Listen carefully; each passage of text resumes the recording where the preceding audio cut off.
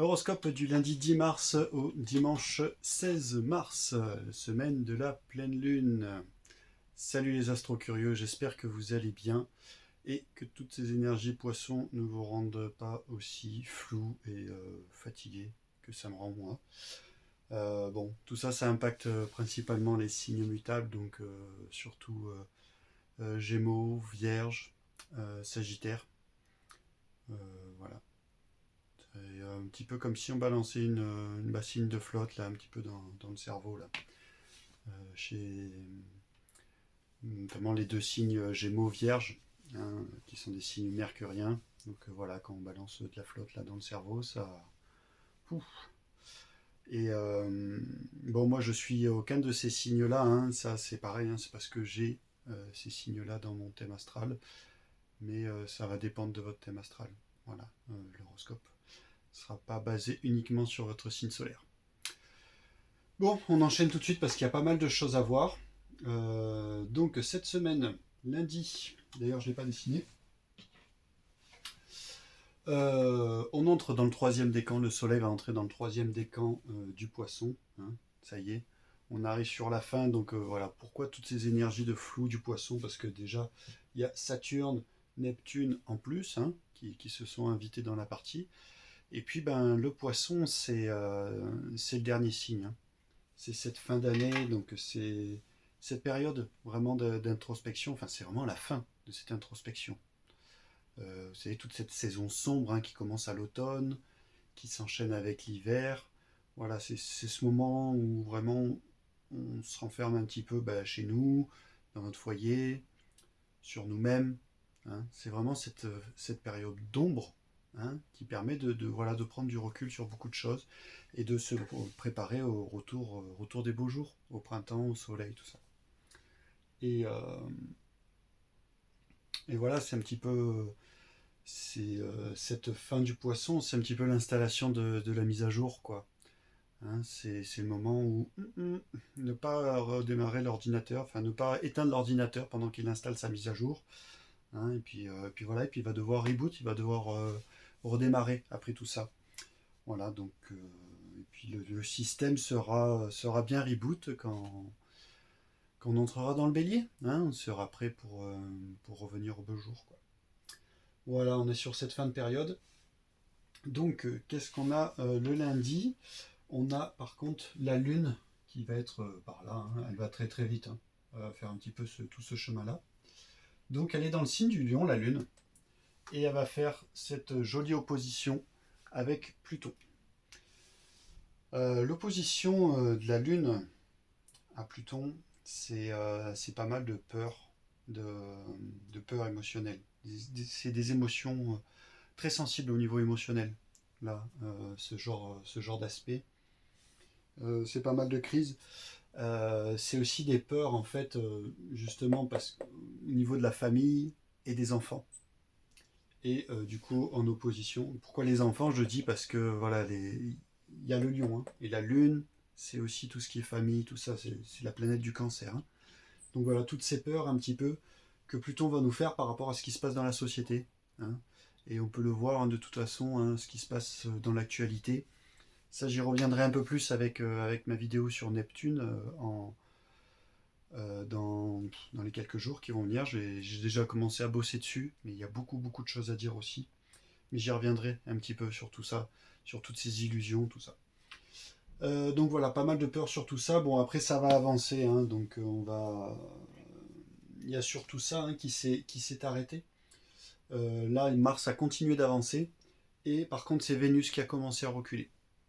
Donc ce carré il s'est arrêté là. Ce carré, donc Mars, le côté masculin, hein, dans le signe du foyer, tout ça. Vénus, le côté féminin, la femme, hein, dans le signe du guerrier, hein, donc la femme guerrière, tout ça. Qui formait un carré, ça faisait pas mal de tensions, hein, dans les relations, surtout les relations de couple, à la maison, tout ça. Là, en fait, si vous voulez, les engueulades, tout ça, se sont un petit peu arrêtés. Mais c'est au niveau de la planète de l'amour qui est en pleine introspection, qui est en plein, parce qu'elle est en rétrograde, hein. Donc voilà, ça prend du recul en fait sur tout ça, quoi. Donc voilà, les engueulades se sont arrêtées, on va dire. Mais voilà, Mars avance, Vénus recule. Enfin, là, elle est plutôt dans une période de stationnaire, hein. C'est-à-dire qu'elle recule, mais très très très lentement. Voilà. Elle a commencé à reculer, mais en mode stationnaire. Et du coup, on a quand même cette conjonction du coup de Mercure, la planète de l'intellect et de la communication, et Vénus, qui sont là lundi, donc Mercure il est derrière, hein, qui sont en conjonction. Donc voilà. Et là, en fait, on a Mercure qui avance sur Vénus, Vénus qui recule,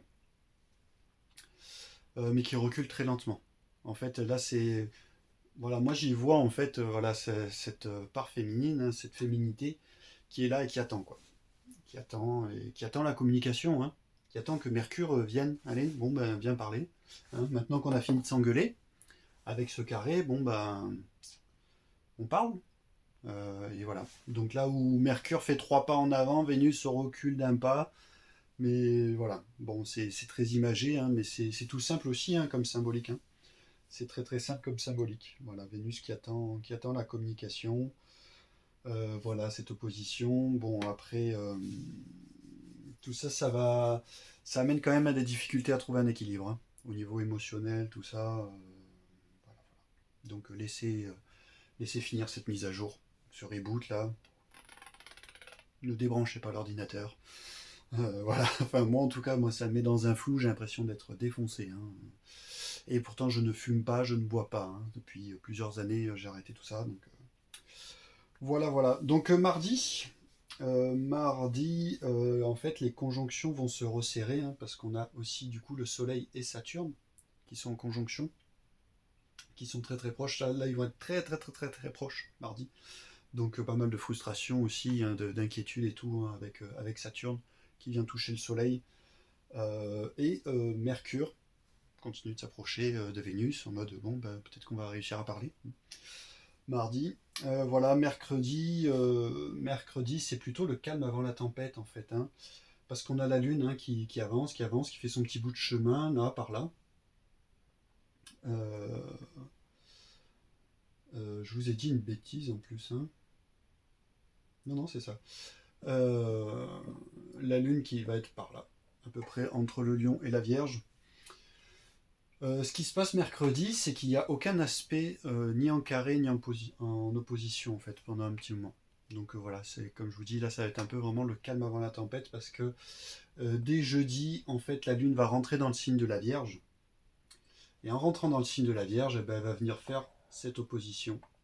Donc voilà, avec le Soleil et Saturne. Euh, on a Mercure aussi qui va passer devant Vénus. Hein, donc voilà, ils se sont croisés, hop, on a un petit peu parlé, ou pas. Parce que voilà, ça se passe assez rapidement aussi quand même. Et Vénus qui continue, qui accélère un petit peu son recul. Donc voilà, cette réflexion dans les relations, tout ça qui continue. Hein. De toute façon, ça va durer, je crois, jusqu'au, on avait dit, la zone d'ombre jusqu'au 15 mai. Hein. Donc ça dure un petit moment. Jeudi, les tensions vont commencer à s'amorcer, hein, justement, donc avec ces oppositions. Qu'est-ce que ça forme aussi comme aspect Je m'étais noté ça là. Opposition, donc voilà, là avec le Soleil et Saturne, ça va être des gros manques émotionnels hein, qui vont se créer. Hein. La Lune, nos émotions. Là, il y a Saturne et tout en face, voilà, en opposition. Pas top. On va avoir un carré, oui, signe mutable à signe mutable, hein. Un carré qui va se former à Jupiter, donc ça va amplifier un petit peu les choses. Ça peut amplifier la générosité aussi et le dévouement un petit peu de la Vierge, des émotions, tout ça, de la Lune en Vierge. Et surtout, après, on va avoir en fait un trigone. Euh, on va avoir le sextile aussi. Un sextile en fait de Mars à la Lune. Là, ça va insuffler plutôt comme un besoin d'indépendance un petit peu. Hein. Voilà. Voilà, c'est assez conflictuel hein, tout ça. Et on a le trigone du coup, Uranus. Voilà, signe de terre à signe de terre. Hein. Voilà, ça fait des trigones. Un angle à 120 degrés. Ça, c'est des opportunités, des chances. Hein. Mais là, Voilà, avec Uranus, c'est la liberté, la Lune. La Lune, là, qui se retrouve un peu dans le signe du travail, de la santé, du dévouement, tout ça. Uranus, la liberté. Donc là, ça va être besoin d'un petit peu de se libérer un petit peu des cadres, tout ça. De tout ce qui nous enferme un petit peu. Voilà. Donc, et puis bah, vendredi, en fait, ça va être l'éclipse, ce qu'on appelle l'éclipse lunaire. Alors qu'est-ce que c'est qu'une éclipse lunaire? Ça, c'est pareil, peut-être que vous regardez quelques vidéos d'astrologie, qu'on dit ah, l'éclipse lunaire, la lune de sang. Ne vous inquiétez pas, il n'y a pas des vampires qui vont débarquer. Hein. En fait, une éclipse, c'est pas compliqué. Hein. Regardez, là, on a en fait la Terre. Hop. On a le Soleil d'un côté et on a la Lune de l'autre. Donc ça, en fait, c'est le schéma pleine Lune. Et l'éclipse, en fait, c'est quand c'est parfaitement aligné. Parce qu'en fait, à chaque pleine Lune, l'alignement, il n'est pas forcément parfait. Là, en fait, la Lune va être totalement à l'ombre de la Terre. Donc elle sera quand même visible, hein, il y a quand même la lumière du soleil qui passe, hein.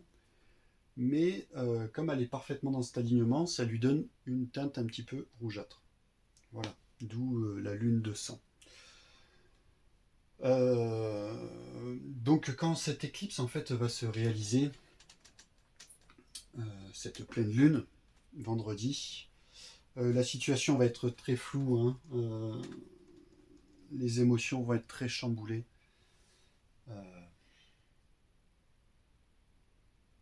Il va y avoir vraiment comme une... Parce que là c'est pareil, il y a toujours ces oppositions au Soleil et à Saturne, et il y a l'opposition en fait à Neptune qui se rajoute. Neptune, n'oubliez pas, l'illusionniste, hein, qui en plus dans son signe là du poisson. Donc il va y avoir vraiment une perte de sens des réalités.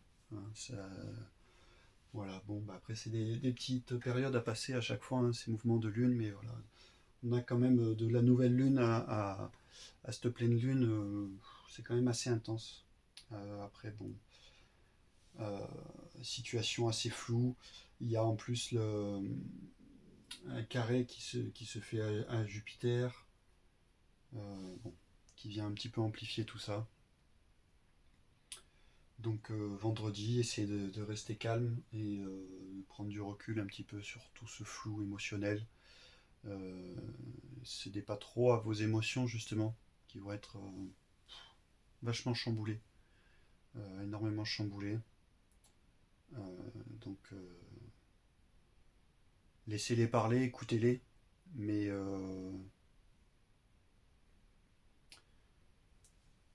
essayez de pas trop rentrer en conflit.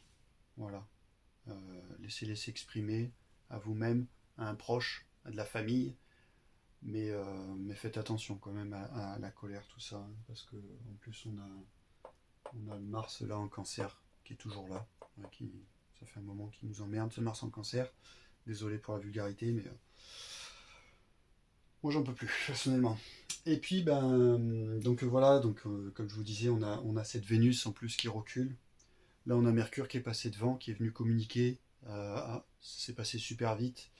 Et du coup, ben voilà, ça c'était vendredi. Eh ben, samedi, c'est Mercure qui va entamer sa rétrograde, hein.